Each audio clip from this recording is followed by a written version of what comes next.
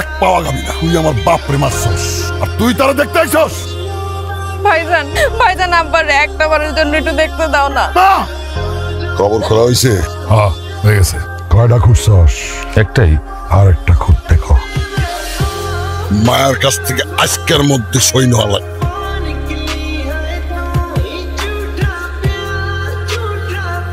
আমারে আপনার সাথে প্লিজ নিয়ে চলেন। কি মাথা খারাপ হইছে? না না বিধানে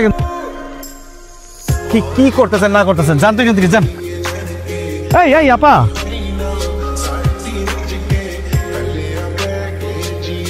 এই টাকা দেওয়াস কি? যা থানা গেরা কর, পুরা টাকা গেরা কর, যা।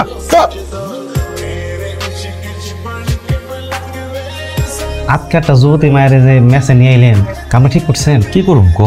এমনি পায়ে দূরে কান্নাকাটি করলো, নাই না কোনো উপায় আছে না। কি রে তুই এরকম হাবাইতেছ কেন? কি রন আছে না অ্যাম্বুলেন্স চালায়? হ্যাঁ আপনার মেসে তো মাইয়ে ঢুকাইছে। এই মহল্লাবাসী আপনারা থামেন। আমি আমার মেস ভাড়া দিছি ওর কাছে, ব্যাচেলর।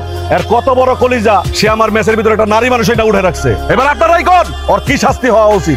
100টা জুতার বাড়ি দিয়া, তাকে খত দিয়া মহল্লা থেকে বের করে দিতে হইব। জুতার বাড়ি দাও, জুতার বাড়ি দাও।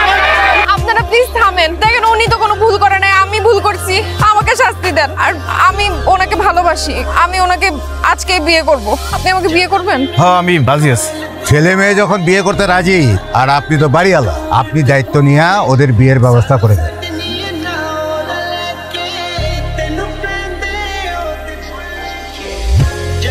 আজকে একটা সুখবর আছে, আমার বাবু হইতাছে, তোমরা সবাই দোয়া করবা।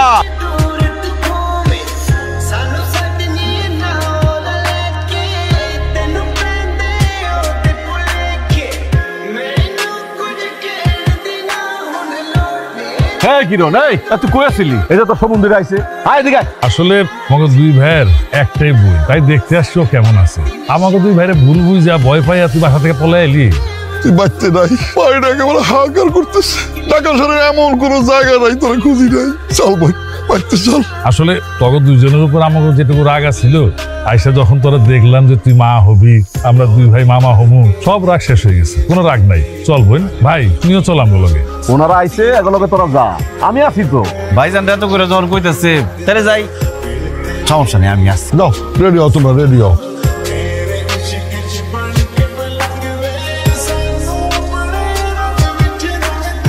আমার না সবকিছু কেমন জানি সাজানো সাজানো লাগতেছে। আমি আমার ভাইজানকে হারে হারে চিনি, তারা এত সহজে সবকিছু মাইনা নেওয়ার মানুষ না। আরে তোমার ভাইরা যখন জানতে পারছে আমার সন্তান তোমার পেটে, তখনই সবকিছু মাইনা নিচ্ছে। যত যাই হোক, তুমি তোদের বোন লাগো, বোনটা কি ফালাই দিতে পারে? অনুষ্ঠানটা খুব সুন্দর মনে হইতেছে ভাইজান, সাজাইতেছেন, ভালোই লাগতেছে। ছোট্ট একটা আয়োজন, তোমাকে বিয়ার সময় তো কিছু করতে পারলাম না, তাই দুধের স্বাদ ঘোলে মিটাইতেছি। একটা বিপত্ত হয়ে গেছে, জরুরি একটা কামে ঢাকায় লোক পাঠানোর দরকার। ভাবছিলাম তাজুলরে পাঠাবো, তাজুলের নাকি পেটের ব্যথা। খুব বেশি দরকার ভাইজান? হ্যাঁ খুব দরকার। মায়ের নামে যে দলিল করতেছি না, সেখানে কিছু সংযোজন বিয়োজনের ব্যাপার আছে। কালকেই লাস্ট ডেট। তাহলে আমার দেন, আমি যাই। তোমার যাওয়ার দরকার নেই, আর তুমি গেলে অনুষ্ঠান হইব কেমনে? আরে আমি যাবো আর আমো, সন্ধ্যার আগে ফিরে আমো, সমস্যা কি? ও গেলে তো সন্ধ্যার সময় ফিরে আসবো, সন্ধ্যার সময় অনুষ্ঠান হবে। আর ওই বিশ্বস্ত লোক ছাড়া কাগজগুলি আমি পাঠাইতে সাহস পাইতেছি না। ভাইজান তাহলে আমি যাই, সমস্যা নাই। আচ্ছা এই ফাইল, এই যে ফাইল। তুমি ভাইজানের কথায় কেন রাজি হইলা? শহরে না গেলে হয় না? বাবু তোমার মা খালি টেনশন করতেছে, ভয় পাইতেছে, মারে দেখে রাখো। তাড়াতাড়ি এসো। ভাই কাগজপত্র নাকি সব ঠিকঠাক আছে, আমি শুধু শুধু গেছি। কি হয়েছে? মন খারাপ কেন? কিছু হয়েছে? আমাকে সেটা চলে গেছে।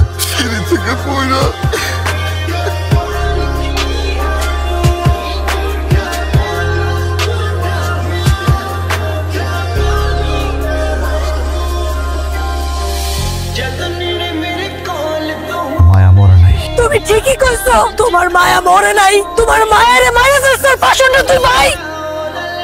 আর আমরা দুজন কিছুই করতে পারি না ভাই।